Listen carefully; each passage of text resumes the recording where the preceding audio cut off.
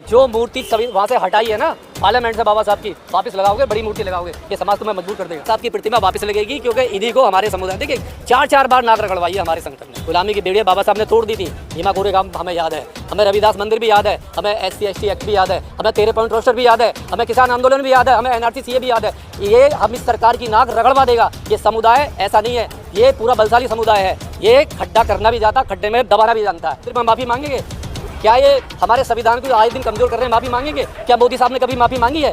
क्या जो हमारा SC/ST और मोदी साहब की हम घोर निंदा करते हैं। ये संघ की सरकार है, ये बाबा साहब को कभी भी लायक नहीं करती, ये संविधान को कभी भी पसंद नहीं करती।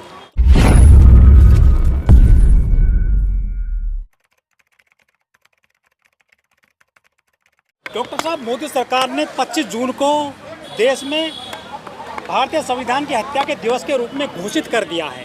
हमारी याद में पहला ऐसा दिवस है जो सेलिब्रेट किया जाएगा हत्या के रूप में। क्या सोचते हैं इस बारे में आप? देखिए, हत्या का कभी भी सेलिब्रेशन नहीं होता है। हम मोदी जी का जो ये उन्होंने 25 जून को जो स्टार्ट किया है, हम उसका घोर निंदा करते हैं। तो क्योंकि हत्या का जो संविधान की हत्या पिछले 10 साल से मोदी सरकार कर रही है, एवरी डे बाय डे, जो संविधान को कमज़ोर किया है और इतने सारे संशोधन संविधान में किए हैं, इतने सारे आर्टिकल चेंज किए हैं, तो हर दिन जो संविधान की हत्या हुई है वो मोदी साहब ने की है, मोदी साहब की गवर्नमेंट ने की है। और ये जो संघ की सरकार है, ये क्या साबित करना चाहती है? दलित समुदाय इतना बेवकूफ़ नहीं है, वो जानता अपने अधिकारों को लड़ने के लिए। उसे मालूम है उसने कितनी लड़ाई लड़ी है। इसी जब से ये 10 साल में आई है सरकार, रविदास मंदिर इन्होंने तोड़ा, SC/ST एक्ट इन्होंने ख़त्म किया, 13 पॉइंट रोस्टर इन्होंने ख़त्म किया, और जो कृषि का वो था कानून था, ये लेके आए। और आज जो संविधान की बात कर रहे हैं, तो संविधान की तो बात ना करें बीजेपी बिल्कुल भी, क्योंकि संविधान को जिस तरीके से अपमान इस सरकार ने किया है, और इन्हीं के आर्थिक समिति सलाहकार विपल देव रॉय जिन्होंने कहा था कि संविधान की समीक्षा होनी चाहिए, और मतलब जिस तरीके से पूरी सरकार ने घुटने टेक दिए विपल देव के सामने और उसको टर्मिनेट किया, उसको टर्मिनेट नहीं किया, उसको कोई कानूनी कार्रवाई नहीं की। और जो कानूनी कार्रवाई आप नहीं करोगे और संविधान दिवस मनवाओगे, संविधान पर चर्चा करवाओगे, तो ये ड्रामा बिल्कुल भी ना करे सरकार। और जिस तरीके से जो अनंत कुमार हेगड़े ने कहा कि अगर 400 सीटें आती हैं संविधान को ख़त्म कर देंगे, बदल देंगे, तो हम बीजेपी सरकार की जो ये जो दोगली चाल है, मोदी जी हमेशा जिस चीज़ को भी छूते हैं, देखिए मोदी जी ने जिसको भी हाथ लगाया वो चीज़ पूरी तरीके से ख़त्म कर दी।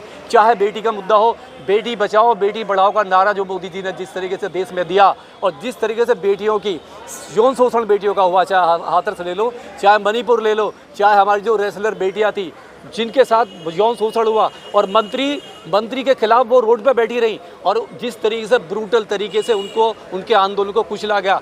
और वो मंत्री पूरे देश को आईना दिखाता है, संविधान को ठेंगा दिखाता है। तो जिस चीज़ को मोदी जी छूते हैं, मोदी जी उस चीज़ को ख़त्म कर देते हैं। चाहे भारतीय करेंसी हो, चाहे GST हो, चाहे महंगाई हो, चाहे महिलाएँ हो, चाहे रोज़गार हो, तो हम मोदी जी की इसकी घोर निंदा करते हैं। और ये ड्रामा है, और ये ड्रामा हमारे लोग बहुत अच्छी तरह से समझ चुके हैं। लेकिन डॉक्टर साहब, इसी मोदी सरकार ने नवंबर 2015 में कहा था कि 26 नवंबर को हम संविधान दिवस मनाएंगे। अब मोदी जी के नुमाइंदे कहते हैं कि संविधान को ख़त्म कर देंगे। उन्होंने हत्या का दिवस जो मनाना शुरू कर दिया 25 जून को। आखिर दोहरी नीति क्यों अपना रहे हैं जनता के साथ? मैं पहले कह रहा हूँ, संविधान पे चर्चा, देखिए संविधान दिवस मनवाते हैं, पार्लियामेंट में संविधान पे चर्चा कराते हैं, और संविधान को जलवाते भी हैं, संविधान को गालियाँ दिलवाते हैं। और इन्हीं के आर्थिक समिति के सलाहकार संविधान की समीक्षा करने की बात करते हैं। इन्हीं के लोग, इन्हीं के पार्टी के कितने सारे लोग जो मंत्री हैं, जो मतलब विधायक रहे हैं, जो MP है, जो कहते हैं बार बार कितनी बार उन्होंने कहा कि देश में संविधान को हम बदल देंगे, हमारी सीटें अगर 400 आई तो मोदी जी जो ना, मोदी जी बहक गए। मोदी जी हमारे समाज को बेवकूफ़ समझ रहे हैं। हमारा समाज बेवकूफ़ नहीं है, बाबा साहब को मानने वाले लोग हैं, संविधान को चलने वाला लोग हैं। हम लोकतंत्र को मानते हैं, संविधान की हम रेस्पेक्ट करते हैं। संविधान हमारे लिए गॉड की तरह है, और जो हमारे लिए गॉड की तरह है, हम उस संविधान पे जो ये जिस तरीके से पॉलिसी लेके आ रहे हैं और झूठ बोल के कह रहे हैं हम संविधान दिवस मनाएंगे, संविधान पे चर्चा कराएंगे, और 14 अप्रैल तक हम संविधान दिवस ही मनाएंगे, जिस तरीके से इन्होंने कहा है, तो हम उसकी घोर निंदा करते हैं। और हमारा समाज इतना बेवकूफ़ नहीं है, बहुत समझदार है। अभी तो 250 के नीचे रहे मोदी जी, आने दीजिए। विधानसभा में चार अभी विधानसभा के इलेक्शन है, 0 हो जाओगे, नाक रगड़ोगे। जो मूर्ति वहाँ से हटाई है ना पार्लियामेंट से बाबा साहब की, वापस लगाओगे, बड़ी मूर्ति लगाओगे, ये समाज तुम्हें मजबूर कर देगा। मोदी जी कहते हैं कि मैं बाबा साहब के संविधान के दम पर ही संसद में पहुंचाऊं, प्रधानमंत्री बनाऊं। हम तो चाय बेचते थे गुजरात में, कहते नहीं है, पार्लियामेंट में कहा है, कई बार कहा है, रोके कहा है कि मेरी औकात पार्लियामेंट में आने की नहीं थी, मेरी माँ घरों में काम करती थी और मैं चाय वाला था। चाय वाला देश में मतलब पीएम बन सकता है बाबा साहब के सुंदर संविधान की वजह से। आज ये बाबा साहब के संविधान को जिस तरीके से इन्होंने कमज़ोर किया है, ये आईपीसी की धारा को जिन्होंने ख़त्म किया है और ये दूसरा बीएसएनएल लेके आए उस अंदर, उसका हम भी निंदा करते हैं। क्योंकि संविधान जो बाबा साहब ने आर्टिकल जितने डाले थे वो बहुत ही सोच समझ कर डाले थे। बाबा साहब ने बड़ा 3 साल तक अध्ययन किया, इतना अध्ययन करने के बाद उनके आर्टिकल डाले और जिस तरीके से संविधान को एक एक आर्टिकल ख़त्म करके कमज़ोर कर रहे हैं, हम उसकी निंदा करते हैं और मोदी साहब की हम घोर निंदा करते हैं। ये संघ की सरकार है, ये बाबा साहब को कभी भी लायक नहीं करती, ये संविधान को कभी भी पसंद नहीं करती। तो बीजेपी के नुमाइंदे ठीक कह रहे थे कि हमारी सरकार आने दो, संविधान खत्म कर देंगे। उन्होंने काम करना शुरू कर दिया है। डेफिनेटली वो काम कर ही रहे हैं।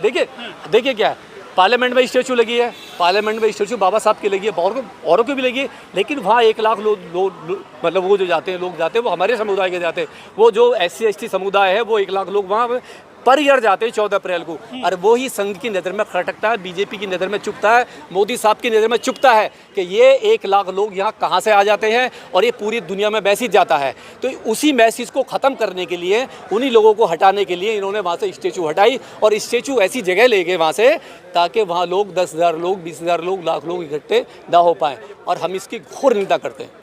पार्किंग बनेगी वहाँ पर, बाबा साहब की प्रतिमा हटा दी गई है।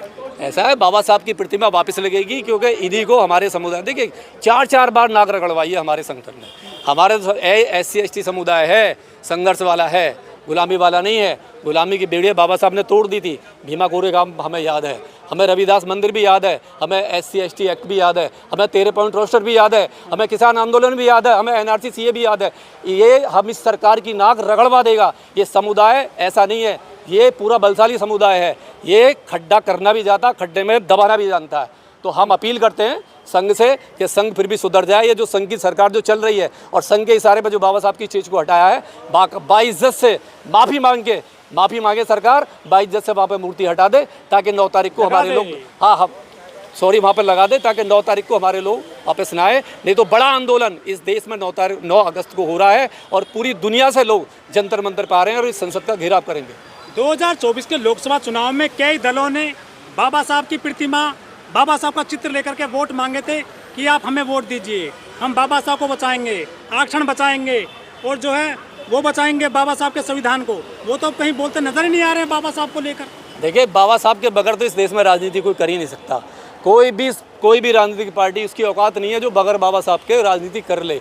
तो ये जो है ना, ये बाबा साहब के नाम पे जो राजनीति कर रहे हैं, आज ये राजनीति कर रहे हैं, कल को आएंगे भी यही लोग आएंगे। हमारा समुदाय इनको मजबूर कर देगा, इनको एक्सपोज भी करेगा, चाहे अखिलेश हो, चाहे राहुल गांधी हो, चाहे XYZ कोई भी हो, या पूरे जो इंडिया गठबंधन था।